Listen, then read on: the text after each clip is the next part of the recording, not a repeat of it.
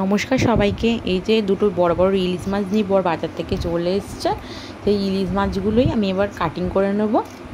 বটির সাহায্যে কলা পাতার উপরে রেখে আমি এটাকে ভালো করে পিস পিস করে কেটে নিচ্ছি। আজকে আমি ইলিশ মাছ দিয়ে বেগুন দিয়ে সর্ষে বাটা দিয়ে একটা রসা দেখাবো। এই আগে একটা ইলিশ মাছ কাটা হয়ে গেছে, আর একটা ইলিশ মাছ আমি কেটে নিচ্ছি।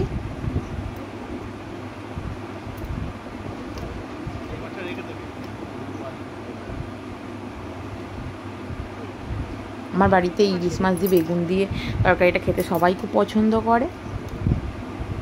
তোমরা কীভাবে বাড়িতে ইলিশ মাছ দিয়ে তরকারি বা কীভাবে কী বানাও সেটা আমাকে দেখাবে।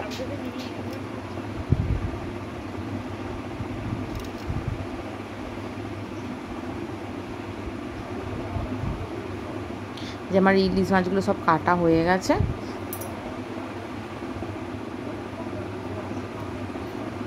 যেগুলো আজকে রান্না করবো রেখে বাদ বাকি একটা ডিপ করে ফ্রিজে রেখে দেবো।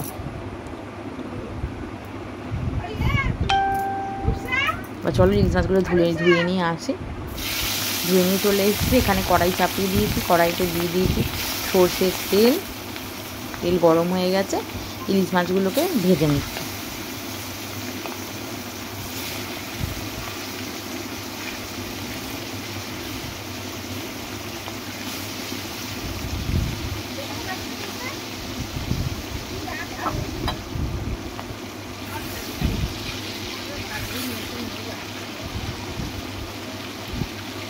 এবার ইলিশ মাছগুলো উল্টে দেবো।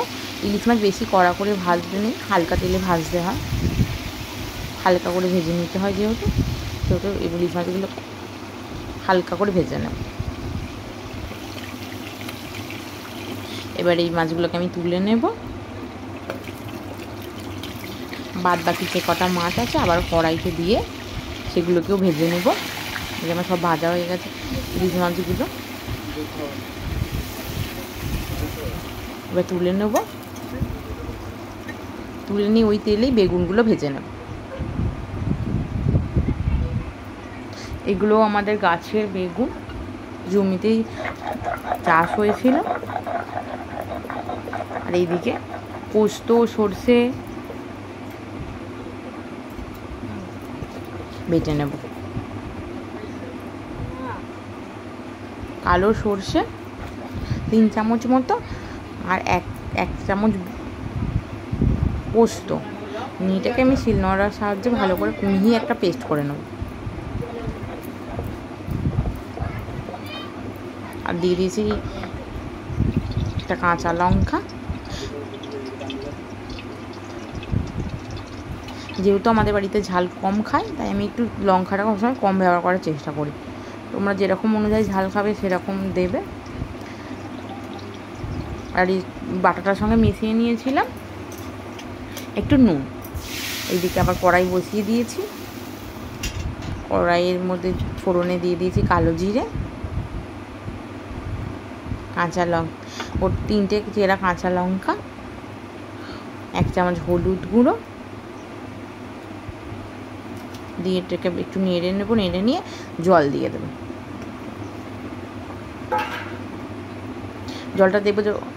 জলটাতে এবার আগে থেকে ভেজে রাখা বেগুনগুলো দিয়ে দেবো।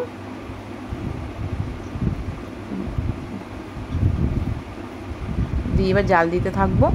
আর দিয়ে দিলাম পরিমাণ মতো নুন। ঝোলটা যখন ফুটে আসবে তখন এর মধ্যে ভেজে রাখা ইলিশ মাছগুলো দিয়ে দেবো।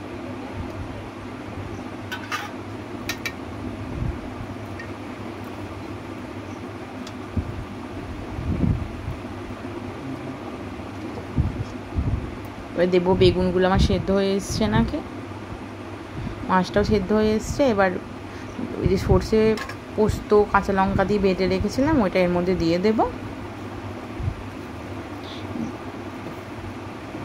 দিয়ে আবার একটু জাল দেব। ঝোলটা যখন একটু ঘন হয়ে আসবে তখন এটাকে নামিয়ে নেব।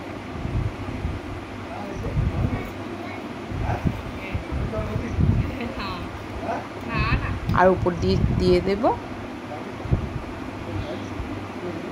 ইলিশ মাছ ভাজার একটু তেল আমি আগে থেকে বাটিতে একটু তেল তুলে রেখেছিলাম, সেই তেলটাকে আমি একটু দিয়ে দেবো এর মধ্যে ছড়িয়ে।